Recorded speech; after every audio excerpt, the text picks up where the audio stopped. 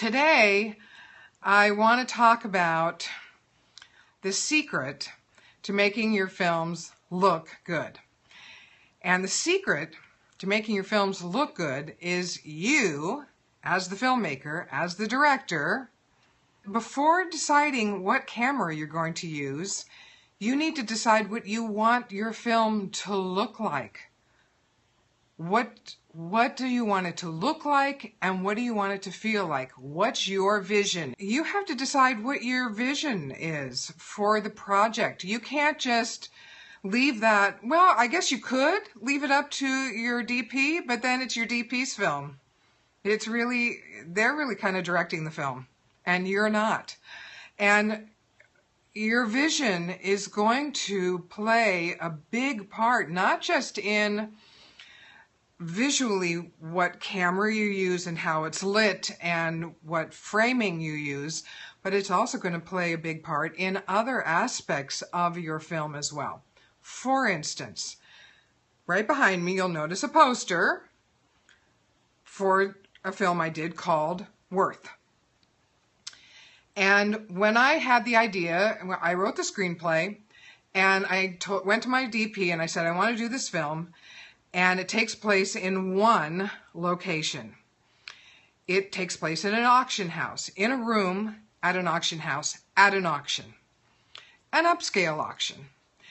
And I told him, I want this to look like a Rembrandt painting.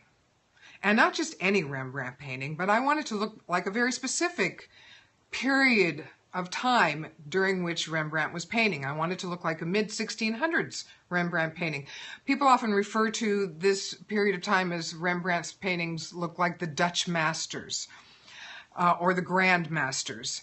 And when I say that to you, you probably can get an image in your mind of guys in dark suits with dark hats on and very dark. They're sort of well lit in the middle, but it falls off to darkness around the edges, and there's a hint or a touch of red in the frame.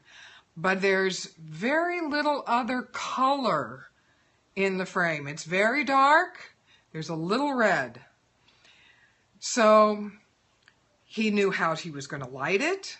He knew it was going to be well lit in the center of the frame, but it was going to fall off to a darker, more shadowy look on the edges of the frame.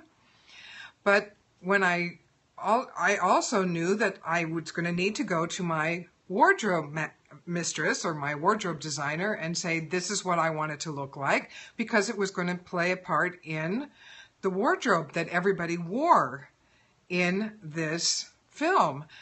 Because the wardrobe was going to be seen on camera. So it wasn't just the DP, and it wasn't just the lighting, and it wasn't just the way it was framed, but it was also the clothing that the people wore.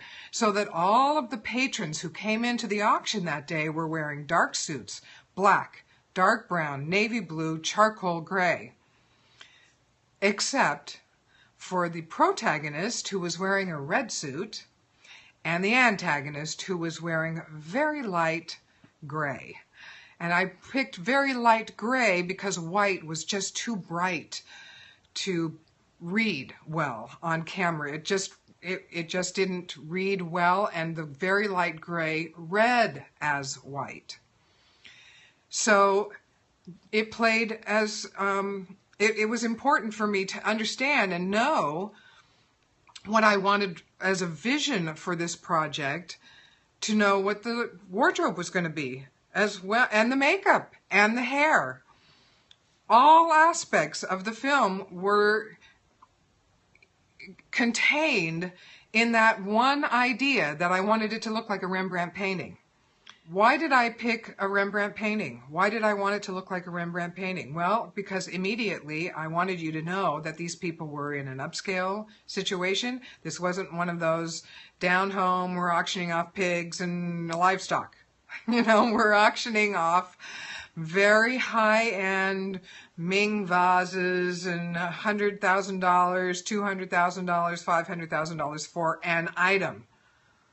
And everybody in there is wealthy and conservative and it makes a lot of money, and they're going to make a bid just by doing this. It's one of those really high-end upscale auctions.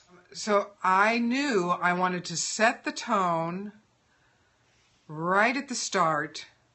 I wanted people to visually know from the first frame exactly what was happening in the film. And that's why I said Rembrandt painting.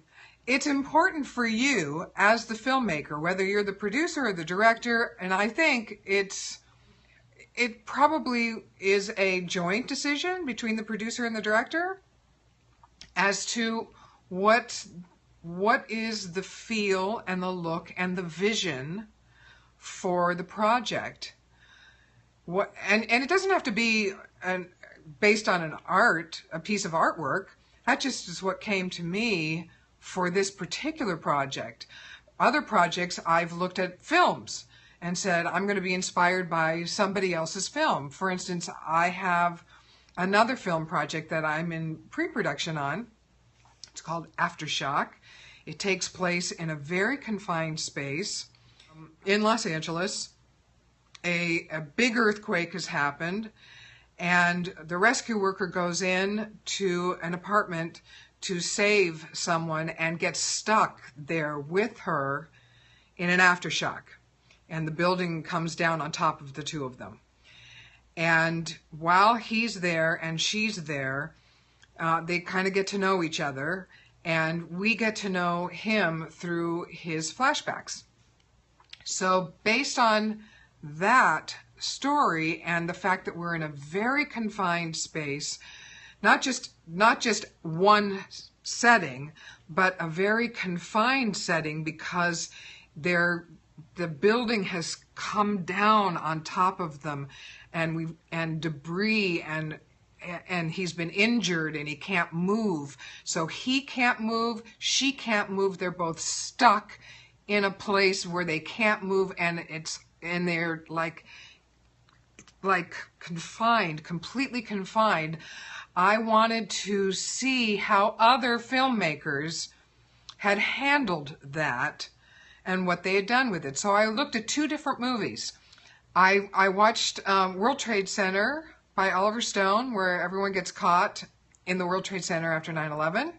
Well, not everyone, but some rescue workers who are in there, who've gone in to help people get caught in an elevator shaft during 9/11. And it was a very, very good movie for seeing how he handled that confinement, that very, very confined space. And then I watched an old classic movie that was done by Billy Wilder called Ace in the Hole, starring Kirk Douglas. And if you haven't seen that movie, it is a really, really, really good movie about a guy who gets stuck in a mine shaft cave-in, and a journalist who decides he's going to make his comeback based on reporting this and building up his career comeback on making this famous, creating a spectacle out of this.